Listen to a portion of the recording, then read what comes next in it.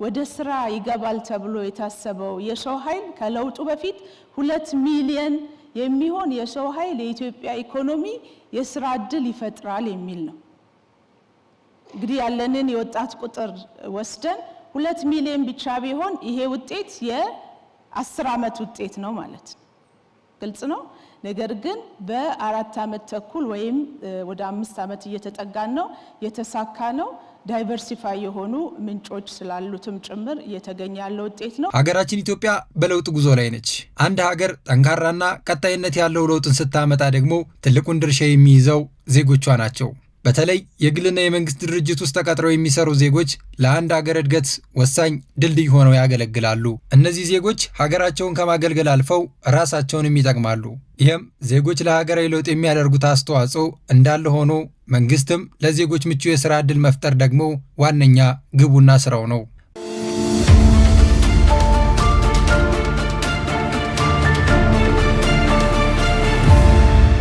በአንድ ሀገር ውስጥ ለዜጎች ሰፊ የሥራ ዕድል መፍጠር የሀገርን ኢኮኖሚ ማሳደግ ማለት ነው። በተለይ ደግሞ ወጣቱና አምራች ኃይሉ ሥራ አግኝቶ ወደ ሥራ መሰማራትና ማምረት ሲጀምር ለአንድ ሀገር በአንድም ሆነ በሌላ በኩል ትልቅ ሸክምን ይቀልላታል። በሌላ በኩል ደግሞ ሀገሪቷ ወደ ብልጽግናና እድገት ጎዳና የምታደርገውን ጉዞ በእጅጉ ያፋጥንላታል። በሀገራችን ኢትዮጵያ ውስጥም ካለፉት ጥቂት ዓመታት ወዲህ በተከናወነው ሀገራዊና ኢኮኖሚያዊ የሪፎርም ስራዎች ለበርካታ ሺህ ወጣቶች በተለያዩ የሥራ መስክ ሰፊ የሥራ ዕድል እንዲፈጠር አድርጓል። በተለይ ሀገራችን ኢትዮጵያ በማክሮ ኢኮኖሚ ማሻሻያና የኢኮኖሚ አጀንዳዎች ላይ የሰጠችው ልዩ ትኩረትና የተሰሩ ስራዎች በሀገራችን የሥራ ዕድል ፈጠራ ላይ ትልቅ ውጤትን አመጥቷል። ለአንድ ሀገር የሥራ ዕድል ፈጠራ ማለት የሀገሪቷን የድህነት አዙሪት ሰብሮ ዜጎቿ በራሳቸው አቅም እንዲንቀሳቀሱ ያደርጋል። ለሀገሪቱ ደግሞ በራሱ ሀገር እንድትቆም የሚያደርግ የህልውናና የነጻነት መሰረት ተደርጎ ይወሰዳል። እንደ ኢትዮጵያ ያሉ ኢኮኖሚያቸው በማደግ ላይ ያሉ ሀገራት አብዛኛው ህዝባቸው ወጣት ወይንም ደግሞ አምራች ኃይል ነው። ይህም አምራች ኃይል የተመቻቸ የሥራ ዕድል ካገኘ አገርን በአጭር ጊዜ ውስጥ የሚቀይር ትልቅ የሰው ሀብት ነው። ኢትዮጵያ ከለውጥ ወዲህ ባከናወነችው የኢኮኖሚ ሪፎርም ዜጎቿ የዕድሉ ተጠቃሚ እንዲሆኑ አድርጋለች። በዚህም በሀገራችን ኢትዮጵያ በ4 ዓመት ውስጥ ብቻ ከ15 ሚሊዮን በላይ የሚሆኑ ዜጎች የሥራ ዕድል ተጠቃሚ እንዲሆኑ አድርጓቸዋል። ይህም ቁጥር በአማካኝ በዓመት ውስጥ 4 ሚሊዮን ለሚሆኑ ዜጎች የሥራ ዕድል እንዲፈጠር አስችሏል። ከእነዚህም ውስጥ ደግሞ በርካታ ቁጥር የሚይዙት ወጣቶችና ሴት መሆናቸው ደግሞ ሀገሪቷ ያላት የሰው ሀብትን ወደ ሀብት መቀየር እንድትችል ትልቅ ዕድልን ይፈጥራል።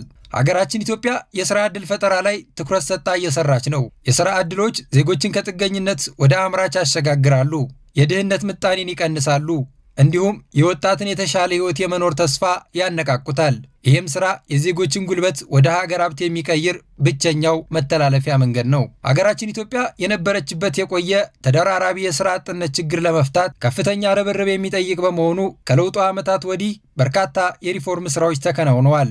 በዚህም ሥራ የመንግስትንና የግል ዘርፍ ሚናን በመለየት አዳዲስ የሥራ ገበያዎችና ዕድሎች መፍጠር የቻለ ሲሆን የግል ዘርፍ ተዋናኞች እንዲጨምሩ በማድረግ ኢኮኖሚው ወደፊት እንዲያስፈነጥር ልዩ የትብብር ማዕከል ተፈጥሯል። ይህም ለዜጎች በርካታ የሥራ ዕድል የሚፈጥሩት የግል ዘርፎች በመሆናቸው መንግስት በልዩ ትኩረት የሰራባቸው የግል ዘርፎች ላይ ነው።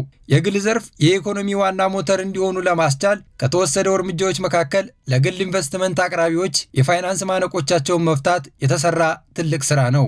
የሥራ ዕድል ፈጠራዎች አጠቃላይ የሀገር ውስጥ ምርትን ወይንም ጂዲፒን በማሳደግ ትልቅ ድርሻ አለው። ዜጎች ሥራ ሲያገኙ ያመርታሉ፣ አገልግሎት ይሰጣሉ ወይንም ደግሞ ይነግዳሉ።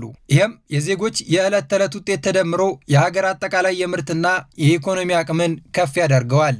በዚህም ከለውጡ በኋላ የሥራ ዕድል ፈጠራ በዋነኝነት የግብርና ዘርፍ፣ የኢንዱስትሪ ዘርፍና የማኒፋክቸሪንግ ዘርፍ ላይ ያተኮረና ውጤት የተመዘገበባቸው ቁልፍና ትልልቅ ዘርፎች ናቸው።